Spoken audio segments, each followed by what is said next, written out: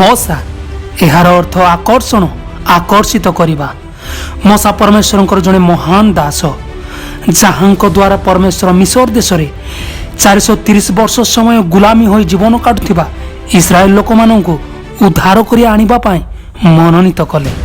ମଶା ଇସ୍ରାଏଲର ଜଣେ ଶାସକ ଓ ସତ୍ୟର ପଥ ପ୍ରଦର୍ଶକ, ପରମେଶ୍ୱରଙ୍କ ବିଶ୍ୱାସ ପାତ୍ର ପିତାଙ୍କ ସେବକ, ଯାହାଙ୍କ ଦ୍ୱାରା ସଦାପ୍ରଭୁ ମହା ଆଶ୍ଚର୍ଯ୍ୟ କାର୍ଯ୍ୟମାନ ସାଧନ କରିଥିଲେ। ତାଙ୍କ ଜନ୍ମଠାରୁ ମୃତ୍ୟୁ ପର୍ଯ୍ୟନ୍ତ କୌଣସି ବିଷୟ ସାଧାରଣ ନଥିଲା।